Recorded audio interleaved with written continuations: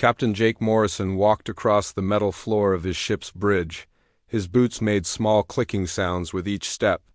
The bridge was quiet except for the soft hum of computers and life support systems. Outside the large windows, stars dotted the black space like tiny diamonds. Jake stopped in front of the main screen. The image showed a message that had arrived just minutes ago. The words were written in the common galactic language that all species used for official business.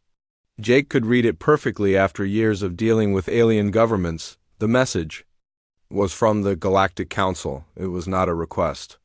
It was a demand. "Captain," said Lieutenant Amy Carter from her station near the back of the bridge. "The translation is complete.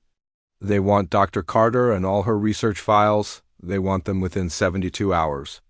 Jake turned to look at Amy. She was young, maybe 25, with short brown hair and serious green eyes. She had been working on the bridge for 2 years now. She was smart and never complained about the long shifts. "Dr. Carter is your sister, right?" Jake asked. Amy nodded. "Yes, sir. She works on Luna Base. She leads the quantum research team there." Jake looked back at the screen. The message was signed by Overseer Thexton of the Zephyrian Empire. Jake had met Thexton once before, 3 years ago, during a trade meeting. The alien was tall and thin with blue-gray skin and large black eyes. Thexton spoke in a cold, flat voice and never showed any emotion. The Zephyrians were one of the most powerful species in the galaxy. They controlled over 200 star systems and had warships that could destroy entire planets. They had been part of the Galactic Council for over 1,000 years. "Sir," said Commander Ben Rodriguez from his chair near the navigation controls, "should we contact Admiral Powell about this message?" Jake thought about that. Admiral Rick Powell was in charge of all Earth's defense forces. He was a good man, tough but fair. Powell had served in the Earth military for 30 years. He had been there when humanity first made contact with alien species. That was 300 years ago. Humanity had just discovered how to travel faster than light. Their ships were slow and their weapons were weak compared to alien technology. Earth was dying from pollution and overpopulation. Humanity needed help badly. The alien species offered that help. They shared their technology and gave humanity new worlds to live on. But the help came with a price. Humanity had to sign the Treaty of Kepler Station. The treaty said that humans could not develop certain types of weapons. They could not expand into specific areas of space. They could not research technologies that the Council decided were too dangerous. In return, the aliens would protect humanity and give them resources. At the time, it seemed like a good deal. Humanity was weak and desperate. The treaty saved billions of human lives and gave them a chance to survive in a dangerous galaxy, but that was 300 years ago. Things had changed. Jake pressed a button on his chair. "Open a channel to Luna Base," he said. The screen flickered and showed a different image. Dr. Lisa Carter appeared on the screen. She was older than her sister Amy, maybe 35, with the same green eyes but longer hair. She wore a white lab coat over dark blue clothes. "Captain Morrison," Dr. Carter said. "I've been expecting your call. I assume you received the Council's message about my research." "Yes, Doctor. Can you tell me what exactly you've been working on that has them so worried?" Dr. Carter glanced around her laboratory. Behind her, Jake could see complex machines and computer screens covered with numbers and diagrams. Other scientists in white coats moved around the lab, checking equipment and taking notes. "Captain, what I'm about to tell you is classified at the highest level. Are we on a secure channel?" Jake looked at Amy, who checked her instruments. "Yes, Doctor, the channel is encrypted and secure." Dr. Carter took a deep breath. "We've made a breakthrough in quantum fold technology. We've learned how to weaponize dark matter itself." The bridge went completely quiet. Jake felt his heart start beating faster. Dark matter weapons were exactly the kind of technology that the treaty forbade humans from developing. "Doctor," Jake said carefully, "are you saying that you've created a weapon that violates the Treaty of Kepler Station?" "Yes, Captain, and it's not just any weapon. Our tests show that it can destroy any known type of alien shielding." "It can." tear apart molecular bonds at the quantum level. A single shot from a dark matter cannon can completely eliminate a ship the size of a Zephyrian battlecruiser. Commander Rodriguez whistled softly. Lieutenant Carter stared at the screen with wide eyes. Jake rubbed his forehead. This was exactly the kind of situation that could start a war. Doctor, how many people know about this research? My team consists of 12 scientists. Admiral Powell has been briefed on our progress, and now you know. Has anyone outside of Earth's government been told about this? No, Captain. We've been very careful, but somehow the Council found out. They're demanding that we turn over all research data and that I report to a Council facility for questioning. Jake knew what that meant. Council questioning usually involved memory extraction and mind probes. Dr. Carter would not survive the process. Even if she did, she would never be the same person afterward. The communication system beeped. Another message was coming in. Jake looked at the source code. It was from Admiral Powell on Earth. Doctor, I need to take this call. Stand by. Dr. Carter nodded, and her image moved to a smaller window on the screen. Admiral Powell's face appeared in the main display. Powell was 60 years old, with gray hair and deep lines around his eyes. He had the look of a man who had seen too many battles and made too many hard decisions. Captain Morrison, Powell said, I assume you've seen the Council's ultimatum about Dr. Carter. Yes, sir. Dr. Carter just explained her research to me. Then, you understand what's at stake here? Captain, I'm calling an emergency meeting of all fleet commanders. We need to make a decision about how to respond to the Council's demands. Jake felt something cold in his stomach. What kind of decision, Admiral? Powell was quiet for a long moment. When he spoke again, his voice was hard and determined. Captain, for 300 years we've lived under the boot of alien governments. They've treated us like children who can't be trusted with real technology. They've kept us weak and dependent on their goodwill. Admiral, are you suggesting that we refuse to comply with the Council's demands? Captain, I'm suggesting that. It's time for humanity to stand up and demand respect. We're not the same desperate species that signed that treaty 3 centuries ago. We've grown stronger, we've learned, and now we have a weapon that can level the playing field. Jake looked around his bridge. His crew was listening to every word. They all knew that this conversation would change everything.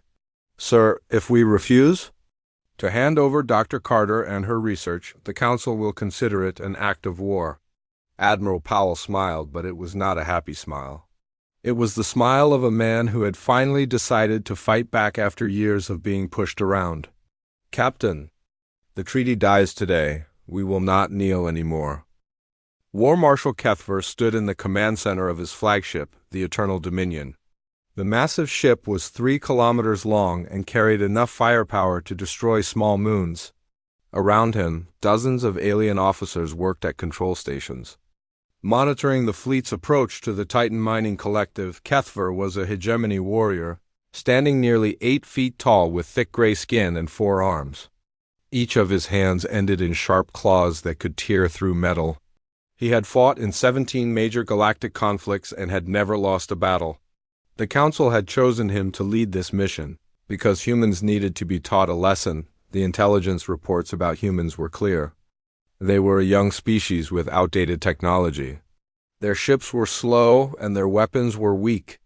Most importantly, they had no experience fighting against superior alien forces. This would be an easy victory. War Marshal, said his tactical officer, a spider-like creature with 6 legs and multiple eyes. We are approaching the human settlement. Our sensors show 50,000 colonists and a small defense fleet. Kethver looked at the display screen. The Titan mining collective was built inside a large asteroid field. The humans had hollowed out several large rocks and turned them into living spaces and work areas. It was typical human behavior, making homes in the most uncomfortable places possible. How many ships are defending the colony? Kethver asked. 12 vessels, War Marshal. They appear to be converted cargo ships with basic weapon systems. Nothing that should concern us. Kethver smiled, showing his sharp teeth. His fleet consisted of 300 warships from 4 different alien species. Each ship was larger and more powerful than anything the humans possessed. This would be over quickly. Open a communication channel to the human commander, HFY ordered. The screen flickered and showed a human female. She had short blonde hair and blue eyes. She wore a simple gray uniform with commander's stripes on the shoulders. Her name appeared on the screen as Commander Lisa Hayes. "I am War Marshal HFY of the Galactic Council Fleet," he said in the common galactic language. "You will surrender immediately and prepare to be occupied. Any resistance will result in the destruction of your colony." Commander Hayes looked directly at him without showing any fear. "War Marshal, this is Commander Lisa Hayes of the Titan Defense Force. We decline your generous offer to surrender. We suggest you turn your fleet around and go home." HFY was surprised by her response. Most species would have surrendered immediately when faced with such overwhelming odds. Perhaps humans were simply too stupid to understand their situation. "Commander Hayes, you have 12 small ships against my fleet of 300. Your resistance is pointless. Surrender now and your people will be treated fairly," Hayes smiled. It was a strange human expression that HFY did not fully understand. "War Marshal, you're right about one thing. We do only have 12 ships. But you're wrong about everything else." The communication channel closed. HFY stared at the blank screen for a moment, then turned to his tactical officer. "Begin the attack. Target their ships first, then move against the colony installations." The alien fleet moved forward into the asteroid field. HFY watched the tactical display as his ships spread out into attack formation. Everything was proceeding according to standard battle doctrine. That was when the asteroids began to move. At first, HFY thought his sensors were malfunctioning. Large rocks that had been floating peacefully in space suddenly changed direction and speed. Then he realized what was happening. The humans had put engines and control systems inside the asteroids themselves. "War Marshal!" shouted his sensor operator. "The asteroids are moving into attack positions. They're surrounding our ships." Before HFY could respond, the first trap was sprung. The asteroids that surrounded his lead squadron suddenly activated powerful gravity generators. The effect was immediate and devastating. HFY watched in horror as his ships were crushed like fragile eggs. The hulls buckled and twisted as localized gravity fields increased to impossible levels. Ships that were designed to withstand direct hits from plasma cannons were destroyed in seconds by forces they could not fight or escape. "All ships withdraw from the asteroid field immediately," HFY ordered, but it was too late. The humans had turned the entire battlefield into a trap. More asteroids revealed hidden weapon systems. Energy beams and missiles fired from rocks that should have been harmless. The alien fleet found itself under attack from every direction. Then the human ships revealed their true capabilities. Commander Hayes' vessel, which had looked like a simple converted cargo ship, suddenly vanished from HFY's sensors. One moment it was there, the next moment it had simply disappeared from normal space. Where did it go? HFY demanded. His sensor operator checked and rechecked the instruments. "War Marshal, the ship has left normal spacetime. It appears to have folded space around itself." The human ship reappeared behind one of HFY's heavy cruisers. At close range, it fired a single shot from its main weapon. The shot was unlike anything HFY had ever seen. It was not a plasma beam or a particle cannon. It was something that seemed to tear holes in reality itself. The cruiser, which carried shields capable of stopping nuclear weapons, simply ceased to exist. The dark matter beam passed through the shields as if they were not there and destroyed the ship at the molecular level. There was no explosion, no debris. The cruiser was there one moment and gone the next. More human ships began using the same tactics. They would fold space to appear next to alien vessels, fire their impossible weapons, then disappear again before return fire could hit them. The alien fleet was being systematically destroyed by enemies they could barely track. "War Marshal," his tactical officer reported with panic in his voice. "We've lost over half the fleet in the first 20 minutes of battle. The human weapons are unlike anything in our databases." HFY tried to understand what was happening.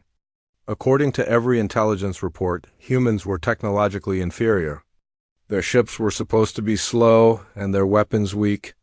How were they moving through space in ways that defied physics? How were they using weapons that could destroy matter at the quantum level? Commander Hayes' ship appeared again, this time directly in front of Kethver's flagship. At this range, he could see details of the human vessel. It looked ordinary from the outside, but he now knew that appearances could be deceiving. Hayes opened a communication channel. Her face appeared on the screen again, but this time she was not smiling. "War Marshal Kethver," she said calmly, "you have 30 seconds to order your remaining ships to withdraw. If you do not, we will destroy them all." Kethver looked at his tactical display. He had started this battle with 300 ships. Now he had less than 50 vessels left that were still capable of fighting. The humans had lost exactly 3 ships in the same time period. "This is impossible," Kethver said. "Your species is technologically inferior. Our intelligence reports clearly state that humans lack advanced weapons and space-folding technology." Hayes tilted her head slightly, another strange human gesture. "War Marshal, your intelligence reports are 300 years out of date. We've had a lot of time to improve our technology while you weren't paying attention." Kethver realized the terrible truth. The galactic powers had ignored humanity for centuries, treating them as a minor species that posed no threat. During that time, the humans had been quietly developing technologies that surpassed anything the established alien civilizations possessed. "All ships," Kethver ordered, "retreat immediately, return to Council space." The remaining alien vessels turned away from the asteroid field and began to withdraw. As they fled, Kethver saw the human ships reappear in normal space. They did not pursue the fleeing aliens. They simply watched as the once mighty Council fleet limped away in defeat. "Commander." Hayes opened the communication channel one final time. "War Marshal, when you report to the Council, make sure you tell them exactly what happened here today. Tell them that humanity is no longer the weak species they remember from 3 centuries ago." The channel closed. Kethver stood in the ruins of his command center, surrounded by damaged equipment and injured crew members. He had been the Council's most successful military commander. Now he had suffered the worst defeat in galactic history at the hands of a species that was supposed to be helpless. As his ship limped back toward Council space, Kethver began to understand that everything the galactic powers thought they knew about humanity was wrong. The humans had used their centuries of forced servitude to become something far more dangerous than anyone had imagined. On the mining world of Kepler 442, a Soren worker named Grixtal stopped his digging machine and looked up at the gray sky. The overseer drones were not watching at the moment, so he risked pulling out a small communication device that he kept. Hidden under his thick scales, the device crackled with static, then cleared to reveal an underground broadcast that was spreading across the galaxy. The voice spoke in the common language, but it was clearly human. "This is Free Earth Broadcasting," the voice said. "We bring news of humanity's victory at the Titan Mining Collective. Human forces destroyed over 200 Council warships using new weapons technology. The great War Marshal Kethver was forced to retreat with only a handful of ships." Grixtal felt his hearts beating faster. The Soren people had been enslaved by the Council for over 400 years. They worked in dangerous mines and chemical plants, always under the watch of alien overseers who treated them like animals. But now, for the first time, he was hearing about someone who had fought back against the Council and won other Soren. Workers gathered around Grixtal's hiding spot behind a large mining machine. They listened to the broadcast with growing excitement. The human commander, Admiral Rick Powell, announced that humanity will no longer follow the Treaty of Kepler. "Station," he said, "that all enslaved species should know that freedom is possible." One of the younger Sorens whispered, "Is this really true? Can anyone actually defeat the Council's armies?" Grixtal nodded slowly. He was old enough to remember stories his grandfather had told about the time before the Council came to their world. Back then, the Soren people had governed themselves and made their own choices about their lives, thousands of light years away. On the crystal farms of Arcturus, the moth-like Villani people were having similar conversations. The Villani had large wings that sparkled like jewels, but the council had clipped those wings centuries ago to keep them from flying. They spent their days tending crystal gardens that provided power for alien cities, a Villani named Solara shared the news with her work group as they moved through the crystal fields. The human broadcasts were being passed from world to world through secret networks that the council did not know existed. The humans have weapons that can destroy council ships instantly, Solara whispered to her companions. They can make their ships disappear and reappear anywhere they want. Another Villani, whose wing stumps still ached from the old clipping scars, asked, "Do you think they would help us get our freedom too?" Back on Earth, President Ellen Murphy stood in the rebuilt chambers of the United Earth Assembly in Geneva. The room was filled with representatives from every human colony and military base in known space. Outside the large windows, she could see the blue sky and green hills that her ancestors had almost lost forever. Murphy was 55 years old with silver gray hair and calm brown eyes. She had been elected president just 2 years earlier, but she had spent most of her career working in diplomatic relations with alien species. She understood better than most people how the galactic power structure worked and how much courage it would take to challenge it. "Fellow humans," she began, "we stand at a moment that will define our species for generations to come. For 300 years, we have lived under restrictions that treated us as second-class citizens in our own galaxy." The assembly hall was completely quiet. Every representative knew that this speech was being recorded and would be broadcast, not just to human colonies, but also to alien worlds across the galaxy through hijacked communication networks. "We did not seek this conflict," Murphy continued. "We only wanted the right to pursue our own scientific research and to defend our people from threats. But when the Galactic Council demanded that we surrender our scientists and our discoveries, they forced us to make a choice." She paused and looked around the room at the faces of people who had lived their entire lives under alien restrictions. "Today I announce to the galaxy that we choose freedom. We choose the right to develop our own technology. We choose the right to explore space without asking permission from species that see us as inferior. We choose to stand up and demand respect." The assembly erupted in cheers and applause. Murphy waited for the noise to quiet down before she continued. "But we do not stand alone in this fight. Across the galaxy, dozens of species live under the same restrictions that we have endured. The Soran miners, the Villani crystal farmers, the Corvani builders, and many others have been forced to serve the Council's interests instead of their own." She raised her voice so that it would carry clearly through the recording equipment. "2. All enslaved peoples who might hear this message, know that humanity stands with you. Know that freedom is not just a dream. It is something worth fighting for, and it is something we can achieve together." Meanwhile, the Galactic Council was meeting an emergency session on their capital world of Prima Centrum.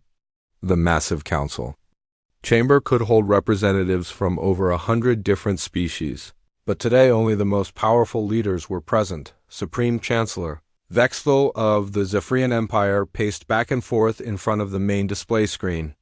The screen showed tactical reports from the battle at Titan Mining Collective, and the news was worse than anyone had expected. "How is this possible?" Vexthal demanded. "Our intelligence services assured us that humans possessed only basic technology. Now we discover that they have weapons that can destroy our most advanced warships?" War Marshal Kefver stood before the council, his uniform torn and his gray skin marked with injuries from his defeat. "Supreme Chancellor, the humans have developed technologies that our scientists claimed were impossible. They can fold space-time around their ships, and they possess weapons that operate at the quantum level." Counselor Nethquen of the Crystalline Collective raised one of her jeweled appendages.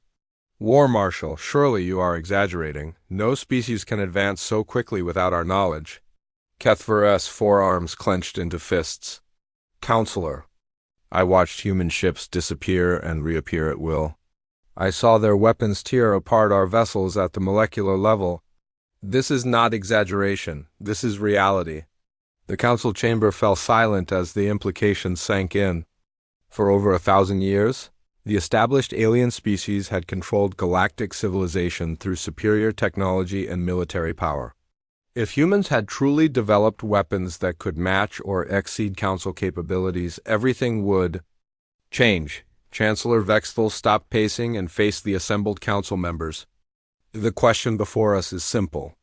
Do we negotiate with the humans from a position of equality, or do we destroy them before their rebellion spreads to other species? Councillor Mordax of the Hegemony spoke up from his seat near the back of the chamber. Chancellor, if we cannot destroy them, negotiation may not be possible. The humans have already announced their support for other enslaved species. They are not seeking to join the existing power structure. They are seeking to replace it. As if summoned by his words, alarms began ringing throughout the council building. Emergency lights flashed red as security personnel rushed through the corridors. A communications officer ran into the chamber and approached Chancellor Vextel. Sir, we have received a priority message from the Home Fleet Command. A single human vessel has appeared in our solar system without warning. It dropped off a probe near our main orbital station and then vanished before our ships could respond. Vextel felt his blood growing cold. What did the probe contain? The officer handed him a small datapad. A message, sir. It says, "We can reach you anywhere. Surrender now, or face the consequences." The council chamber erupted in angry voices as representatives realized that their own homeworlds were no longer safe. Humanity had not just broken free of their restrictions. They had become a threat that could strike at the heart of galactic civilization itself. Chancellor Vextel looked around at the panicked faces of the most powerful beings in the galaxy and realized that everything had changed forever. General Peter Stone stood in the command center of the human military base on Europa, one of Jupiter's moons. The walls were covered with tactical displays showing the positions of council fleets across 50 different star systems. Red markers indicated enemy supply lines, while blue markers showed human strike forces moving to intercept them. Stone was a career military officer, 48 years old, with graying hair and sharp eyes that missed nothing. He had spent the last 15 years studying alien military tactics and identifying weaknesses in their supply chains. Now that knowledge was being put to use in ways he had only dreamed about. "General," said Colonel Tony Jackson from his position at the communications console, "Strike Team Alpha has successfully destroyed the supply depot at Centauri Station. Strike Team Beta is moving toward the weapon manufacturing facility on Vega Prime." Stone nodded and marked another target as eliminated on his tactical board. The human strategy was simple but effective. Instead of fighting large battles against superior numbers, they were attacking the infrastructure that kept the Council's military machine running. "Any word from Admiral Sullivan's deep space mission?" Stone asked. "Yes, sir. Admiral Sullivan reports that her task force has successfully raided 3 shipyards in the Outer Rim. The Council has lost approximately 200 ships that were under construction." Stone smiled grimly. Admiral Kate Sullivan was leading humanity's most daring operations, striking deep into Council territory where no human ships had ever traveled before.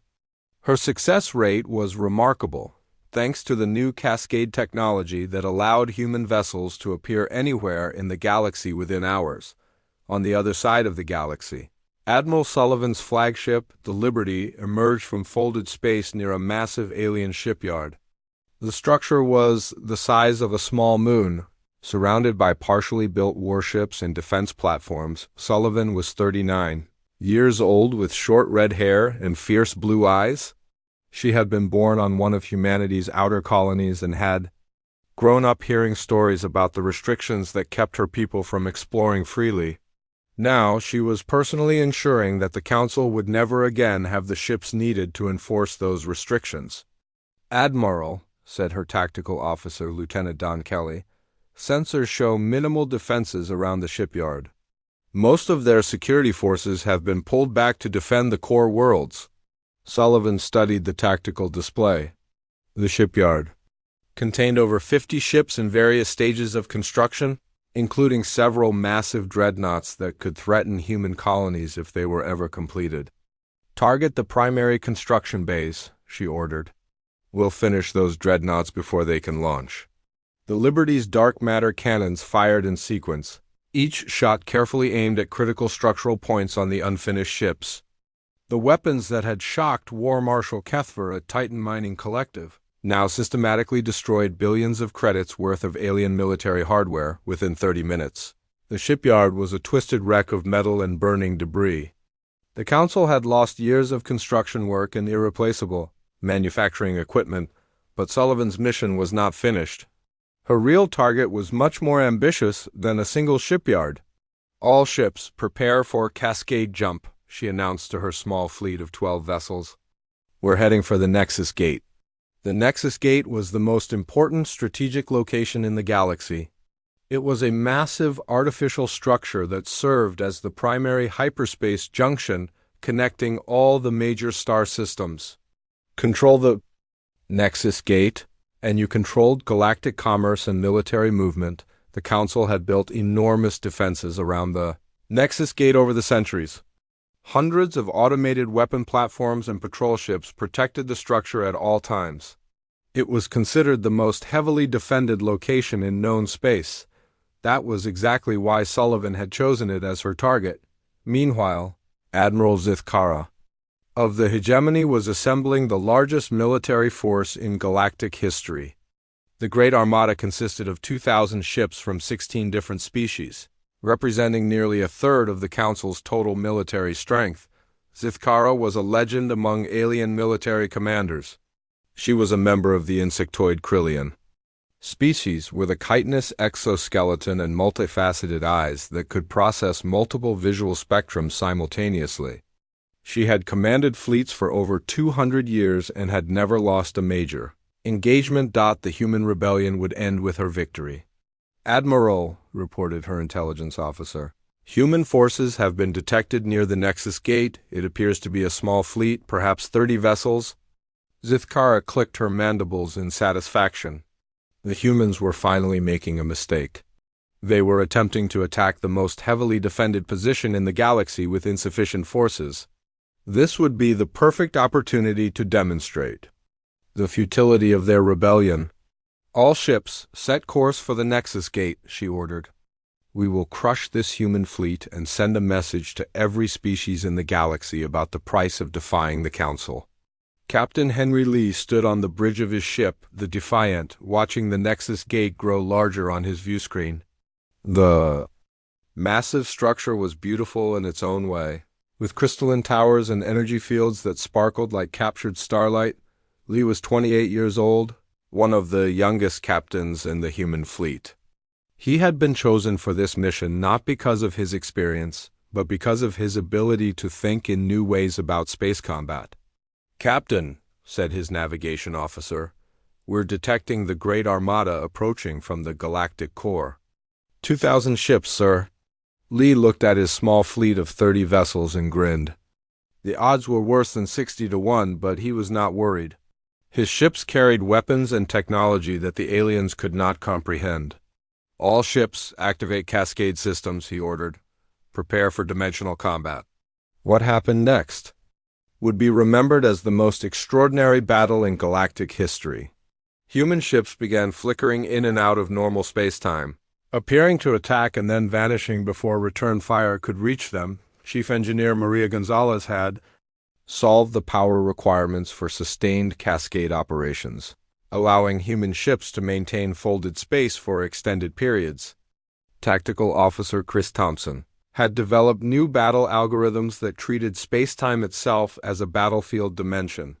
The Great Armada found itself fighting enemies that existed in multiple dimensions simultaneously.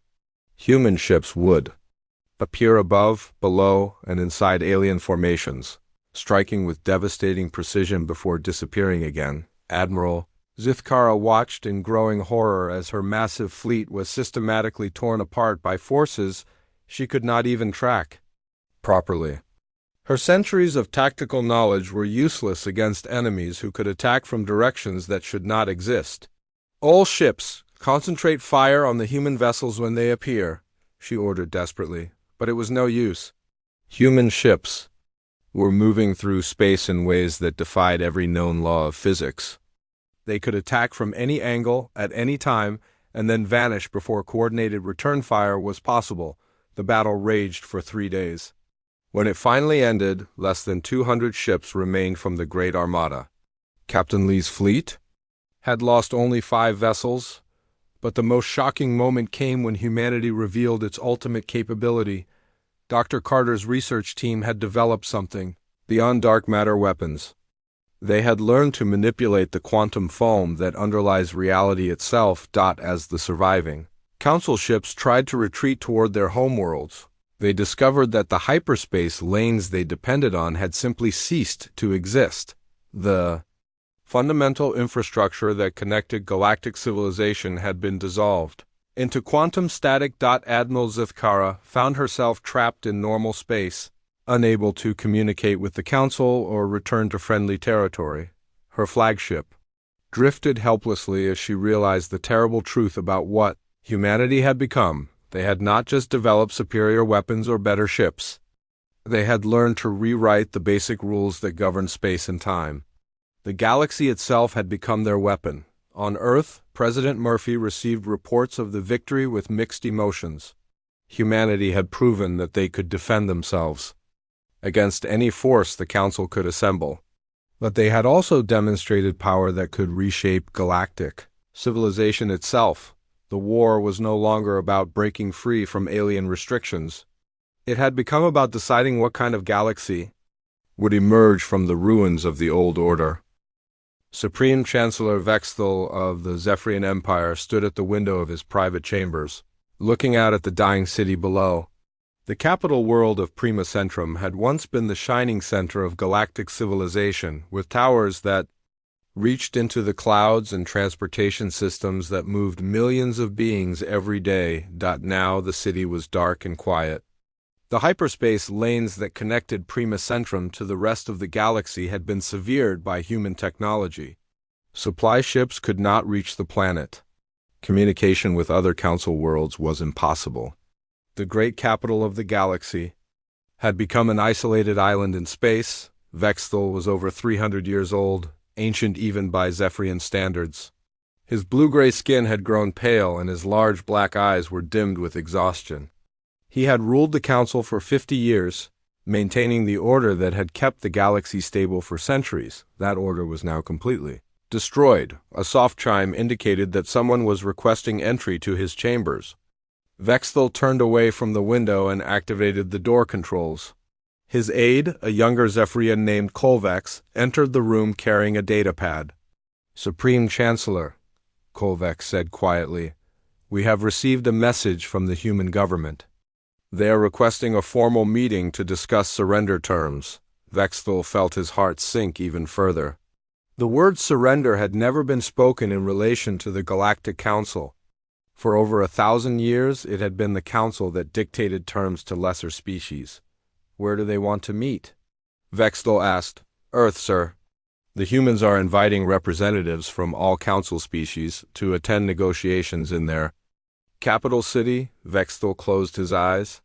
The symbolism was clear and intentional. For 300 years, humans had been forced to travel to alien worlds to sign documents that restricted their freedom. Now, the most powerful beings in the galaxy would have to go to Earth to beg for mercy. "Prepare my personal ship," Vexthal said finally. "Inform the other Council leaders that we will attend this meeting." 3 days later, a small fleet of alien ships approached Earth's solar system. The vessels moved slowly through normal space, unable to use hyperspace travel because the humans controlled all the fold space technology in the galaxy. As they neared Earth, the alien delegates could see clear evidence of humanity's technological advancement. Human ships moved through space with impossible grace, appearing and disappearing at will.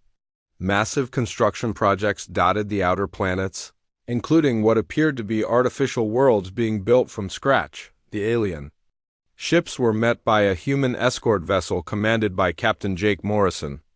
Morrison had been promoted after his role in the early days of the conflict, and he now served as Earth's official greeting officer for visiting dignitaries. "Council ships, this is Captain Morrison of the Earth Defense Force," he transmitted. "You are cleared to land at Geneva Spaceport. Please follow our escort ships and do not deviate from the approved flight path." The tone was polite but firm.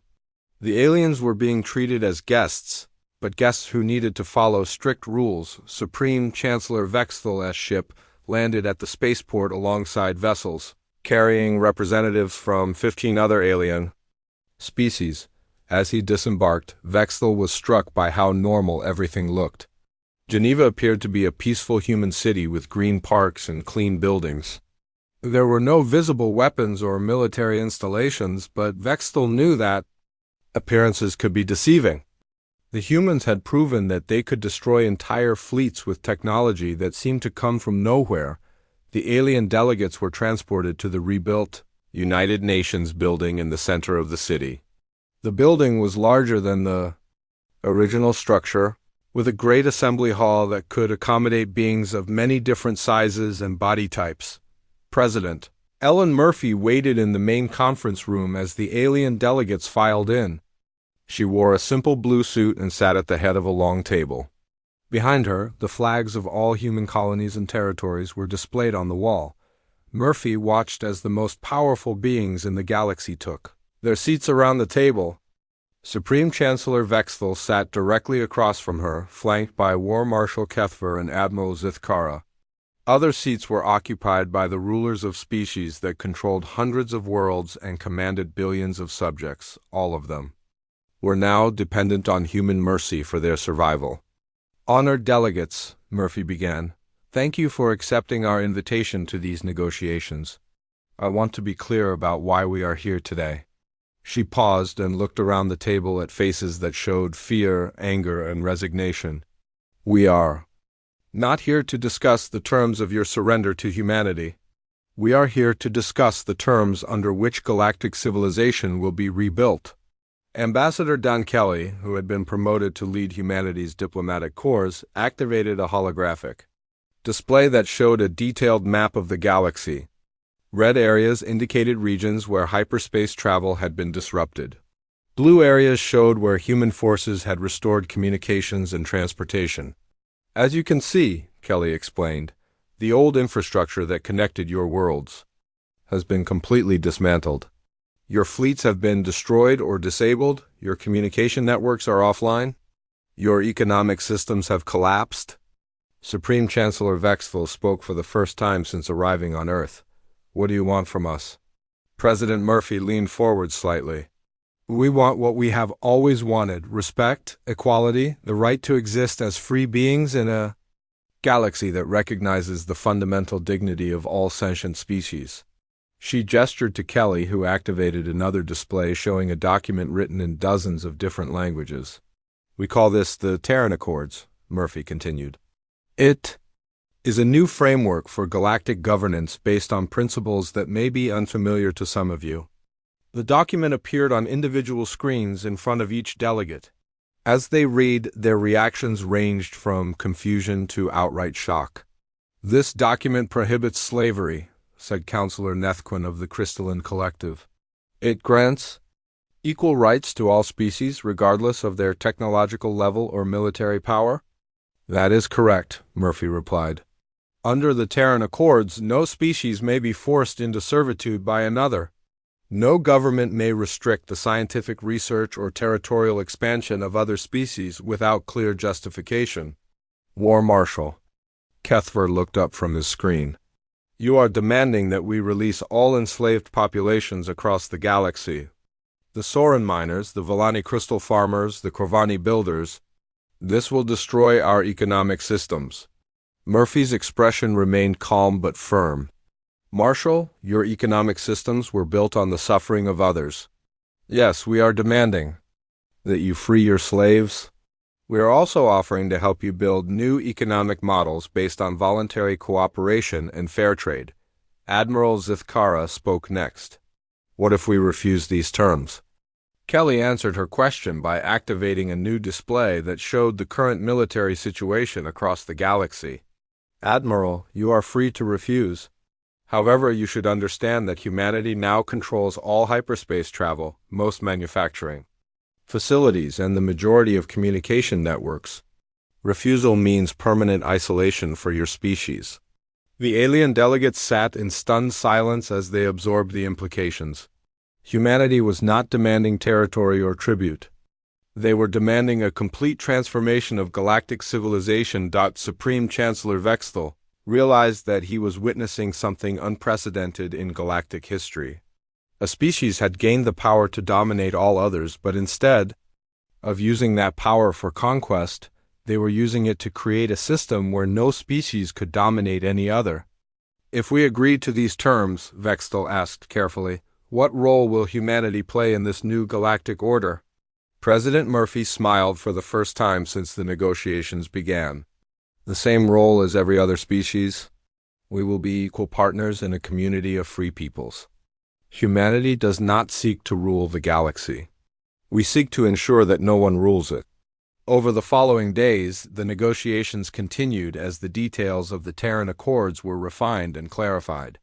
The alien delegates gradually came to understand that humanity offered them a choice between cooperation and extinction. One by one, the Council species agreed to the new framework. The Soran people were freed from their minds and given their own worlds to govern. The Villani had their wings restored through human medical technology and were allowed to fly freely through space once again. The signing ceremony took place in the same assembly hall where the negotiations had begun. As each species representative signed the Terran Accords, humanity gradually restored their access to hyperspace travel and galactic communication networks. Captain Morrison, now promoted to Admiral, oversaw the transition from his new flagship, Humanity's Promise. The ship served as a mobile headquarters for the teams of human engineers and diplomats who were helping to rebuild galactic civilization according to the new principles. Dr. Amy Carter established research stations throughout the galaxy where human and alien scientists worked together as equals. The dark matter technology that had won the war became the foundation for new discoveries that benefited all species. On the memorial wall at Kepler Station, where the original treaty had been signed 3 centuries earlier, new words were carved in hundreds of different languages.